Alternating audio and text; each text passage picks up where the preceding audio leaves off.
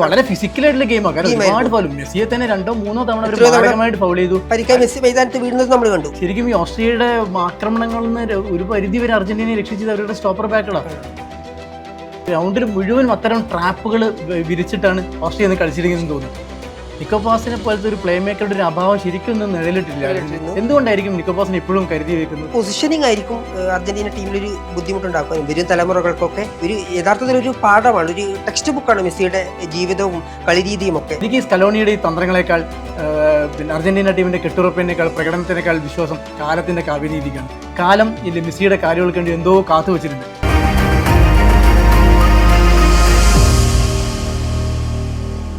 Lionel Messi എന്നുള്ള ഈ മനുഷ്യൻ, അല്ലെങ്കിൽ മറ്റെന്തോ ഒരു അവതാരമോ എന്താ നമുക്കറിയില്ല, ഈ മനുഷ്യൻ ജീവിച്ച കാലത്ത് ജീവിക്കുക, ഈ മനുഷ്യൻ കളിച്ച കളികൾ കാണുക, ഈ മനുഷ്യൻ കൈവരിച്ച നേട്ടങ്ങളൊക്കെ ആസ്വദിക്കുക, അദ്ദേഹം സമ്മാനിച്ച സുന്ദരമായ നിമിഷങ്ങളൊക്കെ അനുഭവിക്കുക. ഇതിൽ പരം മറ്റെന്ത് ഭാഗ്യം വേണം നമുക്ക്? ഒരാൾക്ക് എത്ര അത്ഭുതങ്ങൾ കാണിക്കാം. അർജന്റീന ഈ ലോകകപ്പിൽ ആദ്യത്തെ മത്സരത്തിൽ നമ്മൾ ഹാട്രിക്കിൻ്റെ രൂപത്തിൽ മെസ്സിയുടെ ഒരു അത്ഭുതം കണ്ടു, അതോടെ കഴിയുമെന്ന് നമ്മൾ വിചാരിച്ചു. പക്ഷെ രണ്ടാമത്തെ മത്സരത്തിൽ മെസ്സി തീർത്തും നിറമങ്ങിപ്പോയി എന്ന് കരുതി നമ്മൾ ഹതാശരായി. അർജന്റീന തോൽക്കുമെന്ന് കരുതി നമ്മൾ ഹൃദയഭേദകമായ ഒരു തോൽവി വഴങ്ങുമോ എന്നൊക്കെ കരുതി നമ്മൾ ഭയന്നിരിക്കുന്ന ഒരു സമയത്ത് അത് അത്ഭുത മനുഷ്യനായിട്ട് 2 ഗോളുകൾ. അതും നോക്കൂ, ഈ എന്താ പറയുക, അവസാന ശ്വാസത്തോട് ചേർന്നിട്ട് 90 മിനിറ്റ് കഴിഞ്ഞ് അതിന് ഇഞ്ചുറി ടൈമിൻ്റെ 4ാമത്തെ മിനിറ്റിൽ വീണ്ടും ഗോള്. ശരിക്കും അത്ഭുതം. നമുക്ക് എന്താ ഇതിന് പറയാമെന്നറിയില്ല. സാധാരണ രീതിയിൽ ആവേശകരമല്ല, ശരിക്കും ആശ്വാസം മാത്രമുള്ളൊരു ജയം എന്നായിരുന്നു നമ്മൾ വിചാരിച്ചത്. പക്ഷെ അതിനെ ഒരൊറ്റ ഗോളോട് കൂടി അതിനെ ആവേശകരമായ ഒരു ഗോളാക്കി മാറ്റി. എങ്ങനെ ആദർശ ഇന്നത്തെ ശരിക്കും ആദർശനെ ശരിക്കും ഒരു BP ഒക്കെ പരിശോധിക്കേണ്ട ഒരു അവസ്ഥ വരെ വന്നിട്ടില്ല ഇന്നത്തെ മത്സരത്തിൽ? അതെ, മെസ്സിയുടെ പ്രകടനം തന്നെയാണ് എടുത്തു പറയേണ്ടത്. നമ്മൾ ഇത്രത്തോളം കാത്തിരുന്നു. രാജേട്ടൻ സൂചിപ്പിച്ചതുപോലെ തന്നെ ഇതിഹാസങ്ങൾ എങ്ങനെയാണ് ലോകവേദിയിൽ നിറഞ്ഞു നിൽക്കുന്നതിന് ഏറ്റവും ഉത്തമ ഉദാഹരണമാണ് മെസ്സി. ഇനിയും മെസ്സിയുടെ പ്രകടനങ്ങൾ നമ്മൾ കണ്ടു കൊതി തീർന്നിട്ടില്ല. ഇനിയും വരാനിരിക്കുന്ന മത്സരങ്ങളിലൊക്കെ മെസ്സിയുടെ പ്രകടനങ്ങൾ നമ്മളെ വീണ്ടും കൂടുതൽ മെസ്സിയെക്കുറിച്ചിട്ട് കാണാനും പഠിക്കാനും കൂടുതൽ മനസ്സിലാക്കാനും വരും തലമുറകൾക്കൊക്കെ ഒരു യഥാർത്ഥത്തിൽ ഒരു പാഠമാണ്, ഒരു ടെക്സ്റ്റ് ബുക്കാണ് മെസ്സിയുടെ ജീവിതവും കളിരീതിയും ഒക്കെ. നമുക്കറിയാം മെസ്സിയുടെ ആദ്യം മുതൽ 2010 മുതലുള്ള ഇങ്ങോട്ട് നമ്മൾ ലോകകപ്പുകളിലും മറ്റെല്ലാ ടൂർണമെൻറ്റുകളിലും എല്ലാം നമ്മൾ മെസ്സിയെക്കുറിച്ച് കാണുന്നുണ്ട്. എന്നിട്ടും ഇത്രയും 10-15 കൊല്ലം കഴിഞ്ഞിട്ടും മെസ്സിയുടെ പ്രകടനത്തിന് യാതൊരു കുറവും സംഭവിക്കുന്നില്ല. നമ്മളെ വീണ്ടും വിസ്മയിപ്പിച്ചുകൊണ്ടേയിരിക്കുകയാണ്. റെക്കോർഡുകളായാലും മൈതാനത്തെ ഓരോ ചലനങ്ങളും, സസൂക്ഷ്മമായ ഓരോ നീക്കങ്ങൾ പോലും മൈതാനത്ത് മെസ്സി കളിക്കുമ്പോൾ ശ്രദ്ധിച്ചിട്ടുണ്ടാവും. മെസ്സി ആദ്യം ഓടുകയോ അർജന്റീന താരങ്ങളുടെ നീക്കങ്ങൾക്കനുസരിച്ചിട്ട് ഒരു അറ്റാക്കിന് തയ്യാറായി നിൽക്കുകയോ ഒന്നുമല്ല ചെയ്യുന്നത്. ആദ്യം വന്ന ഉടനെ മെസ്സി മൈതാനം ഒന്ന് നിരീക്ഷിക്കും. എവിടെയാണ് പൊസിഷൻ, എങ്ങനെയാണ് എതിർ താരങ്ങൾ എവിടെയാണ് നിൽക്കുന്നത്, അവരുടെ അറ്റാക്കിംഗ് രീതി എങ്ങനെയാണ്, മറ്റ് സഹതാരങ്ങൾ എവിടെയാണ് നിലയുറപ്പിച്ചിരിക്കുന്നത്. അങ്ങനെ എതിർ താരങ്ങളെയും മൈതാനത്തെ മൊത്തത്തിൽ, അതായത് ഒരു വീഡിയോഗ്രാഫിയിൽ നമ്മൾ ഒപ്പിയെടുക്കുന്നത് പോലെ മെസ്സി തൻ്റെ കണ്ണുകൾ കൊണ്ട് മൈതാനത്തെ ഒന്നാകെ ഒപ്പിയെടുക്കും. അതായത് അത് നമുക്ക് വ്യക്തമാണ്. ഈ മത്സരത്തിലെന്നല്ല, എല്ലാ മത്സരത്തിലും അങ്ങനെ തന്നെയാണ്. മെസ്സി തൻ്റേതായ കയ്യൊപ്പ് ചാർത്തുമ്പോൾ തൻ്റേതായ ഒരു ശൈലിയിൽ കളിച്ച് തുടങ്ങുന്നത് തന്നെ അങ്ങനെയാണ്. അത് ഈ മത്സരത്തിലും പ്രകടനമായിരുന്നു. ശരിക്കും നമ്മൾ ചോദിക്കുന്നത് മെസ്സിക്ക് ഇനി എന്താണ് നേടാനുള്ളത്? ലോകകപ്പ് നേടി, എല്ലാം നേടിയ മെസ്സി, ഇനി മെസ്സിക്ക് എന്തുണ്ട്? അതിന് ഉത്തരം മെസ്സി ഇന്ന് തന്നു. ഇന്ന് ലോകകപ്പിൽ ഏറ്റവും കൂടുതൽ ഗോൾ നേടിയ താരമായിട്ട് മെസ്സി മാറി. നേരത്തെ മിറോസ്ലാവ് ക്ലോസയ്ക്കൊപ്പം 16 ഗോളിലൊപ്പം എത്തി. കഴിഞ്ഞ ആദ്യത്തെ കളിയിൽ അൾജീരിയക്കെതിരെയുള്ള കളിയിൽ ഇന്നത് വെട്ടിച്ചു 17ാം ഗോളാക്കി. വീണ്ടും 18ലേക്ക് കുതിച്ചിരിക്കുന്നു. പക്ഷെ അത് എത്ര കാലം ആ റെക്കോർഡ് നിലനിൽക്കും നമുക്ക് പറയാൻ വയ്യ. കാരണം തൊട്ടപിറകിലായിട്ട് എംബാപ്പയുണ്ട്. എംബാപ്പെ ചെറുപ്പമാണ്. എംബാപ്പയ്ക്ക് ഇനി മുന്നിൽ ഒരുപാട് കളികളുണ്ട്, ലോകകപ്പുകളുണ്ട്. ഒരു പക്ഷെ മറി കടന്നേക്കാം. പക്ഷെ എന്നാലും മെസ്സി ഒരു ലോക റെക്കോർഡ് കൈവരിക്കുന്നത് നമ്മൾ കാണാൻ നമുക്ക് സാധിച്ചു. എംബാപ്പെ പറയുന്നത് പോലെ തന്നെ എംബാപ്പെ ചിലപ്പോൾ വരുന്നതിലും എംബാപ്പെ മാത്രമല്ല, വരുന്ന കുറേ സൂപ്പർ താരങ്ങൾ, ഹാൾഡ് വരുന്നുണ്ട്, യമാൽ ഇതാ ഇന്നലെ വിസ്മയം കാട്ടി തുടങ്ങിക്കഴിഞ്ഞു. അങ്ങനെ വരുന്ന സൂപ്പർ താരങ്ങൾ ഒരുപാട് വരാനിരിക്കുന്നുണ്ട്. അവരൊക്കെ ഇനി മെസ്സിയുടെ റെക്കോർഡുകൾ മറികടന്നേക്കാം. പക്ഷെ മെസ്സി ഈ ലോകകപ്പിലും ഈ ഫുട്ബോളിൻ്റെ ചരിത്രത്തിലും മെസ്സി പതിപ്പിച്ച ഒരു ഏടുണ്ട്. അത് ഒരു കാലത്തും ആർക്കും മറികടക്കാൻ സാധിക്കുന്നതല്ല. അത്ര മനോഹരമായിട്ടാണ് കാൽപന്തിൻ്റെ ചരിത്രത്തിൽ എക്കാലവും അടയാളപ്പെടുത്തുന്ന തരത്തിലാണ് മെസ്സി കളിച്ചിട്ടുള്ളത്. ഈ രാജേഷ് സൂചിപ്പിച്ചതുപോലെ തന്നെ ഈ ഗോളുകളുടെ കാര്യത്തിൽ മിറോസ്ലാവ് ക്ലോസയെ മറികടന്നു 18ലേക്ക് എത്തി. അത് മാത്രമായിരുന്നില്ല, ഈ കഴിഞ്ഞ ലോകകപ്പിലെ പ്രീ ക്വാർട്ടറിൽ ഓസ്ട്രേലിയക്കെതിരായ പ്രീ ക്വാർട്ടർ മത്സരം തൊട്ട് ഇങ്ങോട്ടേക്ക് തുടർച്ചയായ 6 മത്സരങ്ങളിൽ ലോകകപ്പിൽ മെസ്സി ഗോളടിച്ച് തുടങ്ങിയിട്ടുണ്ട്. അങ്ങനെ കണക്കുകളിലും കളിക്കളത്തിലെ മികവ് കൊണ്ടും മെസ്സി നമ്മളെ വിസ്മയിപ്പിക്കുകയാണ്. അതായത് നമ്മൾ മെസ്സിയുടെ പ്രകടനം എങ്ങനെയായിരുന്നു കഴിഞ്ഞ കാലങ്ങളിലൊക്കെ മെസ്സി എങ്ങനെയായിരുന്നു കളിച്ചത് എന്ന് രാജേട്ടൻ സൂചിപ്പിച്ചു. നമ്മൾ കണ്ടതല്ലേ. നമുക്ക് ഇപ്പം ഈ ഘട്ടത്തിൽ കൂടുതൽ സംതൃപ്തി തോന്നുന്നത്, കൂടുതൽ മെസ്സിയെ കാണുമ്പോൾ നമ്മൾ വിസ്മയിക്കുന്നത് എന്തുകൊണ്ടാണ്? നമ്മൾ ഈ കഴിഞ്ഞ ഒരു പതിറ്റാണ്ടിന് പിറകിലേക്ക് നമ്മളൊന്ന് പോയി നോക്കൂ.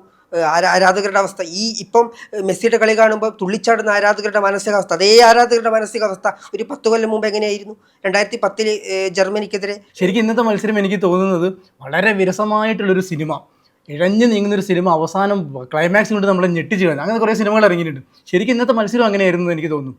കാരണം മെസ്സിയുടെ റെക്കോർഡ് മാറ്റി നിർത്തിയാൽ അർജന്റീന വളരെ നിറം മങ്ങിയ ഒരു അർജന്റീനയെ നമ്മളിന്ന് കണ്ടത്. ഇഴഞ്ഞു നീങ്ങിയൊരു ശരിക്കും പറഞ്ഞ മത്സരം. അർജന്റീന തോൽക്കാതെ എങ്ങനെ രക്ഷപ്പെട്ടു എന്ന് പറയുന്നത് ശരിക്കും ഒരു അത്ഭുതം. അതിന് മുഴുവൻ നമ്മൾ എത്രയും നിരാശയോടുകൂടി നമ്മൾ കളി കണ്ടിരുന്ന് നമ്മളെ ഒറ്റയടിക്ക് മാറ്റിമറിക്കാൻ മെസ്സി ചെയ്തു. ശരിക്കും നമ്മൾ ഈ മെസ്സിയുടെ റെക്കോർഡ് മാറ്റി നിർത്തിയാലും അർജന്റീനയുടെ പൊതുവെയുള്ള കളി ശരിക്കും ആശങ്കാജനകമായിരുന്നില്ലേ? ആയിരുന്നു. അർജന്റീന അതായത് അൾജീരിയക്കെതിരെ നമ്മൾ കണ്ടു, അൾജീരിയക്കെതിരെ കണ്ടു, പോസ്റ്റയ്ക്കെതിരെ കണ്ടു.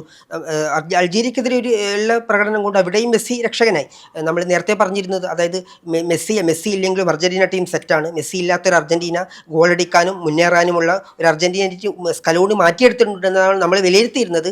പക്ഷേ ഇക്കുറി നമ്മൾ കാണുന്നത് അങ്ങനെയല്ല. മെസ്സിയെ പൂർണ്ണമായും ആശ്രയിക്കുന്ന ഒരു അർജന്റീന തന്നെയാണ് കാണുന്നത്. മെസ്സിയിൽ നിന്ന് മറിച്ച് മറ്റു താരങ്ങളിൽ നിന്ന് വേണ്ടത്ര കോൺട്രിബ്യൂഷൻ ഉണ്ടാകുന്നില്ല, മുന്നേറ്റങ്ങൾ ഉണ്ടാകുന്നില്ല. ഒരു ടീം എന്ന നിലയിൽ ഇനി ഓസ്ട്രേലിയക്കെതിരെ അർജന്റീനയുടെ പ്രകടനം ആശ്വാസകരമാണെന്ന് നമുക്ക് വേണമെങ്കിൽ പറയാം. എന്നതിനപ്പുറത്തേക്ക് ഒരു ആശ്വസിക്കാവുന്ന ഒരു പ്രകടനം അർജന്റീനയുടെ ഭാഗത്ത് നിന്ന് ഉണ്ടായിട്ടില്ല. രാജേട്ടൻ സൂചിപ്പിച്ചതുപോലെ തന്നെ Austria high pressing game through out മത്സരത്തിൽ നടത്തിയ ഓസ്ട്രിയയുടെ പൊതുവെ നമ്മൾ ജോർദനെതിരെയൊക്കെ കണ്ട നമ്മൾ നേരത്തെ നമ്മളത് പറയുകയും ചെയ്തിരുന്നു, ചർച്ച ചെയ്തിരുന്നു. ഓസ്ട്രിയയുടെ ഒരു ശൈലി ഇങ്ങനെയാണ്. കാരണം അവർ മിഡ്ഫീൽഡിൽ അവർ പൂർണ്ണമായിട്ട് ആധിപത്യം. ശരിക്കും നമ്മൾ വിയറ്റ്നാം യുദ്ധകാലത്ത് വിയറ്റ്നാം സൈന്യം അമേരിക്കൻ സൈന്യത്തെ കൊടുക്കാൻ വേണ്ടി ഒരു ട്രാപ്പ് വെക്കും മണ്ണിൽ, അതിൽ കാല് കുടുങ്ങി അവിടെ പെട്ടു. അതേപോലെ ഗ്രൗണ്ടിൽ മുഴുവനും അത്തരം ട്രാപ്പുകൾ വിരിച്ചിട്ടാണ് ഓസ്ട്രേലിയ എന്ന് കളിച്ചിരിക്കുന്നതെന്ന് തോന്നും. കാരണം എന്താ വളരെ പുകൾപ്പെട്ട മിഡ്ഫീൽഡർ, വളരെ ശക്തി കേന്ദ്രമാണ്, അവിടെ ഊർജ്ജ സ്രോതസ്സാണ് അവരുടെ മിഡ്ഫീൽഡ് അർജന്റീനയുടെ. പക്ഷേ ഇന്ന് ആ ശക്തി മുഴുവൻ അവർ ചോർത്തി കളഞ്ഞിരിക്കുന്നു. അവർക്ക് അനങ്ങാൻ സാധിക്കുന്നില്ല, പന്ത് കിട്ടുന്നത് എങ്ങോട്ട് കൊടുക്കണമെന്ന് അറിയുന്നില്ല. ഒന്നാമത് അവർ വളരെ പതിഞ്ഞൊരു താളത്തിൽ അർജന്റീനയിൽ നിന്ന് തുടങ്ങിയത്. ഒരു അശുഭ സൂചന പോലെ ആദ്യം ഒരു പെനാൽറ്റി കിട്ടി, അത് പെനാൽറ്റി മെസ്സി മിസ് ചെയ്തു. മെസ്സി പെനാൽറ്റി മിസ് ചെയ്യുന്ന ആദ്യമായിട്ടല്ല, എനിക്ക് തോന്നുന്നു ലോകകപ്പിൽ ഇത് 3ാമത്തെ തവണയാണ്. 2018-ലും 2022-ലും മിസ് ചെയ്തിട്ടുണ്ട്. കരിയറിൽ തന്നെ 7 പെനാൽറ്റി മിസ് ചെയ്ത ആളാണ്. സത്യം പറയുകയാണെങ്കിൽ വ്യക്തിപരമായിട്ട് പറഞ്ഞാൽ മെസ്സി പെനാൽറ്റി എടുക്കാൻ വരുന്ന സമയത്ത് എനിക്ക് വളരെ ആശങ്കയാണ്. എനിക്ക് നല്ല അർജന്റീന ആരാധകർക്കൊക്കെ ചങ്കിടിപ്പ് കൂടും.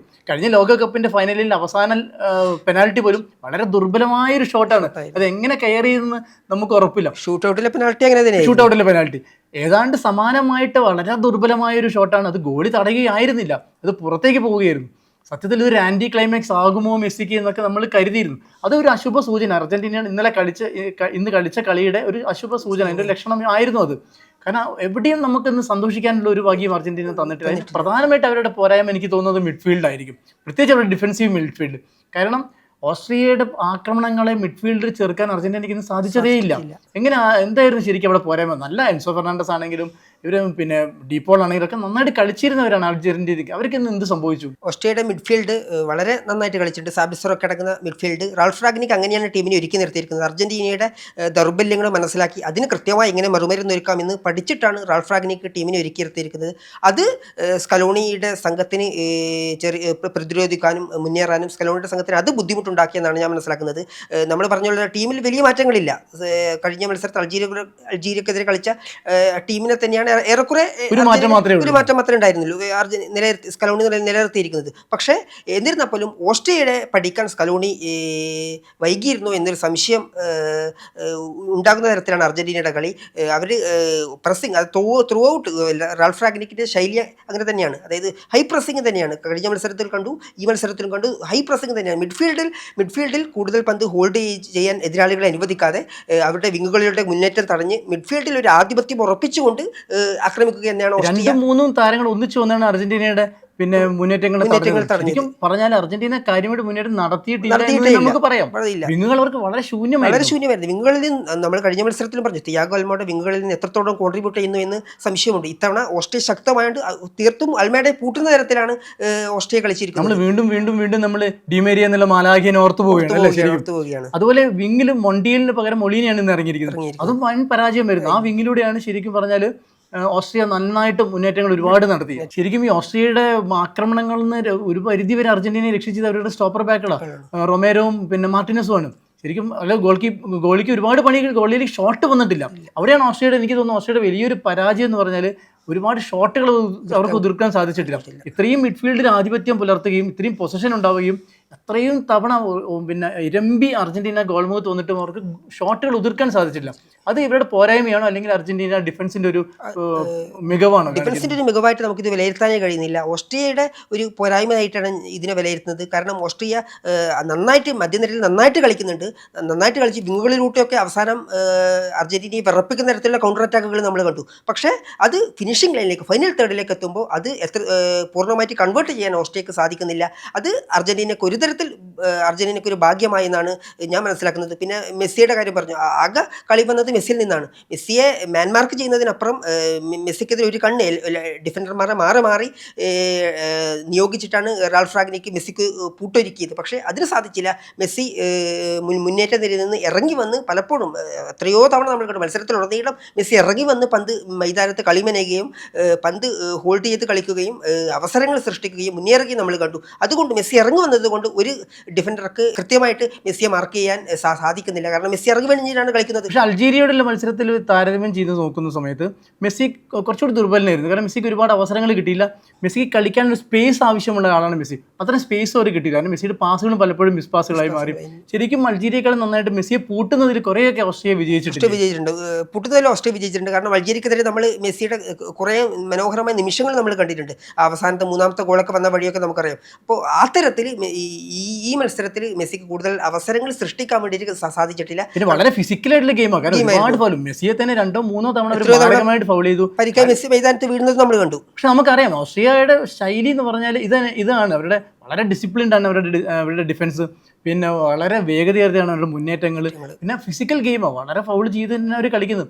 അതൊന്നും ഒരു പക്ഷേ അർജന്റീന മുൻകൂട്ടി കാണാതെ പോയത് എന്തെന്ന് നമുക്ക് സംശയം തോന്നുന്നു. അവിടെയാണ്, അതായത് ഞാൻ പറഞ്ഞത്, കഴിഞ്ഞ മത്സരത്തിൽ ഇറങ്ങിയ ഏറെക്കുറെ സമാനമായ ലൈനിപ്പോൾ തന്നെ ഈ മത്സരത്തിൽ ഇറങ്ങിയത് എന്തുകൊണ്ടാണ് എന്ന ചോദ്യമാണ് വരുന്നത്. സ്കലോണി ശരിക്കും റാൽഫ് റാഗ്നിക്കിന്റെ തന്ത്രത്തെയോ ഓസ്ട്രിയയുടെ ഹൈ പ്രസിംഗ് ഗെയിമിനെയോ മനസ്സിലാക്കിയിട്ടില്ല എന്നാണ് ഞാൻ വിലയിരുത്തുന്നത്. അങ്ങനെ മനസ്സിലാക്കിയിരുന്നെങ്കിൽ ഇങ്ങനെയൊരു ലൈനപ്പ് സ്കലോണി ഇറക്കിലായിരുന്നു. മധ്യനിരയിൽ അൽമാഡക്ക് പകരം ലിയാൻഡ്രോ പാരഡസിനെയോ മറ്റ് ഏതെങ്കിലും നല്ല മിഡ്ഫീൽഡർമാരെ ടീമിലെടുത്ത് ഒരു 4-4-2 ശൈലിയിലേക്ക് സ്കലോണി മാറുമായിരുന്നു. എന്തുകൊണ്ടാണ് ഇപ്പോഴും നിക്കോപാസ് ഇറങ്ങാതിരിക്കുന്നത് എനിക്ക് അത്ഭുതമാണ്. നിക്കോപാസിനെ പോലത്തെ ഒരു പ്ലേ മേക്കറുടെ ഒരു അഭാവം ശരിക്കും ഒന്നും നിഴലിട്ടില്ല. എന്തുകൊണ്ടായിരിക്കും നിക്കോപാസിനെ ഇപ്പോഴും കരുതി വെക്കുന്നത്? വരാനിരിക്കുന്ന നോക്കൌട്ട് മത്സരങ്ങൾക്ക് വേണ്ടിയായിരിക്കുമോ, അല്ലെങ്കിൽ ഒരു വിശ്വാസക്കുറവാണോ, അല്ല പരിക്കാണോ, എന്തായിരുന്നു? നിക്കോപാസിന്റെ പൊസിഷനിങ് ആയിരിക്കും അർജന്റീന ടീമിലൊരു ബുദ്ധിമുട്ടുണ്ടാക്കുക. നിക്കോപാസ് പറഞ്ഞൊരു ഈ ഡിമേരിയുടെ വിങ് കളിക്കുമെങ്കിലും കൂടുതലും റൈറ്റ് വിങ് ആണ് കളിക്കുന്നത്. അതുകൊണ്ട് മെസ്സിക്ക് പകരക്കാരനായിട്ടാണ് അതുകൊണ്ട് പല മത്സരങ്ങളിലും നിക്കോപാസ് ഇറങ്ങിയിട്ടുള്ളത്. അപ്പോൾ ആ ഒരു പൊസിഷനിങ് ആയിരിക്കും ചിലപ്പോൾ സ്കലോണി അലട്ടുന്നുണ്ടാവുക. ഞാൻ അങ്ങനെയാണ് കരുതുന്നത്.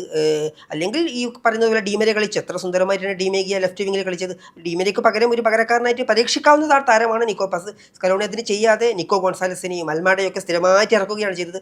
അതിനൊരു മാറ്റം വരുത്തിയാൽ കൂടുതൽ വിങ്ങുകളിൽ നിന്ന് മെസ്സി ചെയ്യുന്ന റൈറ്റ് വിങ്ങിൽ പോലെ തന്നെ ലെഫ്റ്റ് വിങ്ങിലേക്കും കാര്യമായ കോൺട്രിബ്യൂഷനും കാര്യമായ മുന്നേറ്റങ്ങളും ഉണ്ടാവുമെന്നാണ് പ്രതീക്ഷിക്കുന്നത്. പിന്നെ നമ്മൾ റാഗ്നിക്കിന്റെ തന്ത്രം പറഞ്ഞു, പക്ഷെ അവിടെ റാഗ്നിക്കിന് ഒരു ചെറിയൊരു പോരായ്മ പറ്റി തോന്നുന്നു. കാരണം ഒരുപാട് സബ്സ്റ്റിറ്റ്യൂഷൻസ് നടത്തി. ക്യാപ്റ്റൻ അലാബയെ പിൻവലിച്ചത് ശരിക്കും ഒരു പ്രശ്നമായിട്ടാണ്. കാരണം അതിനുശേഷമാണ് അവസാന 94-ാം മിനിറ്റ്, 94-ാം മിനിറ്റ് എന്ന് പറഞ്ഞാൽ 7 മിനിറ്റ് അല്ലേ ശരിക്കും അധിക സമയം അനുവദിച്ചിരുന്നു. അവസാന ശ്വാസമായി ആ ഗോൾ ഒരു പക്ഷെ അലാബിയെ പോലുള്ള ഒരു ഡിഫൻഡർ ഉണ്ടായിരുന്നെങ്കിൽ ചിലപ്പോൾ അത് തടയാമായിരുന്നില്ലേ. കാരണം വിചിത്രമായൊരു ഗോളായിരുന്നു. കാരണം 3-4 ഷോട്ടാണ് ആ ഗോളിലേക്ക് അർജന്റീനക്കാർ പായിച്ചിരിക്കുന്നത്. അത് റാൽഫ് റാഗ്നിക്കിന്റെ ഒരു മിസ്റ്റേക്കാണ്. കാരണം ആ അവസാന ഘട്ടത്തിൽ ഓസ്ട്രിയ ഗോൾ തിരിച്ചടിക്കാൻ വേണ്ടിയിട്ട് അവർ അമിതമായിട്ട് ആക്രമണത്തിലേക്ക് മുന്നേറി. 2 ഡിഫൻഡർമാരാണ് മെയിനായിട്ട്, സെൻട്രൽ ബാക്കായ 2 ഡിഫൻഡർമാർ മാത്രമാണ് ഈ മിഡ് ലൈൻ ഉണ്ടായത്. മിഡ് ലൈൻ മധ്യനിരക്ക് അടുത്ത് 2 ഡിഫൻഡർമാർ മാത്രമാണ് നിലനിൽപ്പിച്ചത്.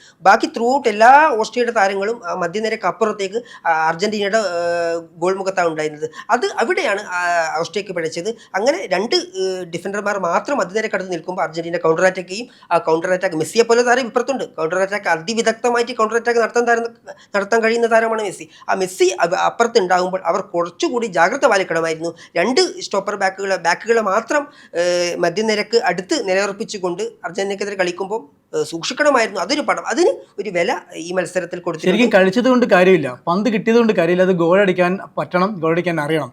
അതില്ലാതെ പോയതാണ് ശരിക്കും ഓസ്ട്രിയക്ക് ഇന്ന് സംഭവിച്ചിരിക്കുന്നത്. അതുണ്ടായിരുന്നെങ്കിൽ ഒരു പക്ഷേ ഇന്ന് വലിയൊരു അട്ടിമറി അവർക്ക് സ്വന്തമാകുമായിരുന്നു. അർജന്റീനയ്ക്ക് ഒരു ഞെട്ടുന്ന തോൽവി സ്വന്തമാകുമായിരുന്നു. എനിക്ക് തോന്നുന്നു 2 മെസ്സി നമ്മളിന്ന് കണ്ടു. പെനാൽറ്റി മിസ്സാക്കി തല കുമ്പിട്ടിരിക്കുന്ന ഒരു മെസ്സിയെയും 2 ഗോളടിച്ച് ആകാശത്തേക്ക് നോക്കി അഭിമാനത്തോടു കൂടി എന്താ പറയുക നിൽക്കുന്ന ഒരു മെസ്സിയും. അതേപോലെ തന്നെ നമ്മൾ 2 അർജന്റീനയും നമ്മൾ കണ്ടു. കളി എങ്ങനെ കളിക്കണം എന്നറിയാണ്ട് തപ്പിത്തടിയുന്ന ഒരു അർജന്റീനയും കിട്ടിയ അവസരം അതിമനോഹരമായിട്ട് പിന്നെ വിനിയോഗിക്കുന്ന ഒരു അർജന്റീനയും. അപ്പോൾ നമ്മൾ ഇതിൽ ഏത് അർജന്റീന ആയിരിക്കും നമ്മൾ അടുത്ത ഘട്ടത്തിൽ ഒരു അറൗണ്ട് 32-ലേക്ക് സ്കലോണി കൊണ്ടുപോകുക എന്നതാണ് ആശ്രയിച്ചിരിക്കും അർജന്റീനയുടെ ഭാവി. എന്തായാലും പിന്നെ അത് തെറ്റുകളൊക്കെ സ്കലോണി തിരുത്തും, തെറ്റ് തിരുത്തി പാരമ്പര്യമുണ്ട്. അതാണ് നമുക്ക് അറിയേണ്ടത്. ഏത് അർജന്റീനയോ ഏത് മെസ്സിയോ ആയിരിക്കും റൗണ്ട് 32 നമ്മൾ ഇനി കാണുക. നോക്കൗട്ടിലേക്ക് കടന്നു കഴിഞ്ഞു. ഇനിയിപ്പം ഗ്രൂപ്പ് മത്സരത്തിൽ ജോർദാനായിട്ടുള്ളൊരു മത്സരം ബാക്കിയുണ്ട്. അതിനുശേഷമാണ് റൗണ്ട് ഓഫ് 32 കളിക്കുന്നത്. എനിക്ക് തോന്നുന്നു മെസ്സി ഈ ഫോം തുടരുകയാണെങ്കിൽ അത് അർജന്റീനയ്ക്ക് മുന്നോട്ടുള്ള കുതിപ്പിന് വളരെ നിർണായകമായിരിക്കും. മാത്രമല്ല സ്കലോണി ടീമിനെ കൂടി അഴിച്ചു പണയാനുള്ള സാധ്യത ഞാൻ കാണുന്നുണ്ട്. കാരണം റൗണ്ട് ഓഫ് 32 ഒരിക്കൽ പിഴച്ചാൽ പിന്നെ ടീമിൽ നിന്ന് പുറത്താവും. നിർണായകമായ നോക്കൗട്ട് ഘട്ടമാണ്. അതുകൊണ്ട് സ്കലോണി ടീമിനെ മാറ്റി നിർത്തുമായിരിക്കും. മെസ്സിയെ കൂടി ഉൾപ്പെടുത്തിക്കൊണ്ട്, മെസ്സിയെ കൂടിയല്ല, ഇപ്പുറത്ത് ലെഫ്റ്റ് വിങ്ങിലെ കൂടി നിർണായകമായ കോൺട്രിബ്യൂഷൻ നടത്താൻ കഴിയുന്ന ഒരു താരത്തെ കളത്തിലിറക്കിക്കൊണ്ട് സ്കലോണി ഗെയിം പ്ലാൻ മാറ്റും എന്നാണ് ഞാൻ കരുതുന്നത്. കാരണം ഇനിയിപ്പം റൗണ്ട് ഓഫ് 32 വരാൻ പോകുന്നത് ആരാണെന്ന് നമുക്കറിയില്ല. ചിലപ്പോൾ രണ്ടാം സ്ഥാനക്കാർ, സ്പെയിനിൻ്റെ ഗ്രൂപ്പിൽ നിന്ന് രണ്ടാം സ്ഥാനക്കാരായി വരുന്ന ആൾക്കാരാണ് അർജന്റീനയ്ക്ക് നേരിടാനുള്ളത്. കേപ്പ് വെർദെ വരെ വരാം, ഉറുഗ്വേ വരാം, വേണമെങ്കിൽ സൗദിക്ക് വരെ ഒരു സാധ്യത അവിടെ അവശേഷിക്കുന്നുണ്ട്. അപ്പോൾ കഴിഞ്ഞ ലോകകപ്പിലെ സൗദി തോൽപ്പിച്ചത് നമുക്ക് ഓർമ്മയുണ്ട്. ചിലപ്പോൾ അതിൻ്റെ ഒരു ആവർത്തനം സംഭവിച്ചേക്കാം. കേപ്പ് വെർദെ മോശക്കാരല്ല, സ്പെയിനെയും ഉറുഗ്വായെയും സമനിലയിൽ തളച്ചവരാണ്. ആരും വരാം. പക്ഷെ എനിക്ക് ഈ സ്കലോണിയുടെ ഈ തന്ത്രങ്ങളെക്കാൾ പിന്നെ അർജന്റീന ടീമിൻ്റെ കെട്ടുറപ്പിനേക്കാൾ പ്രകടനത്തിനേക്കാൾ വിശ്വാസം കാലത്തിൻ്റെ കാവ്യനീതിക്കാണ്. കാലം ഈ മെസ്സിയുടെ കാര്യങ്ങൾക്ക് വേണ്ടി എന്തോ കാത്തു വെച്ചിട്ടുണ്ട്. നമുക്കും അതെന്താണെന്ന് സസ്പെൻസാണ്. കാലം ഇതുവരെ പുറത്തു വിട്ടിട്ടില്ല. നമുക്ക് അതിനുവേണ്ടി കാത്തിരിക്കാം.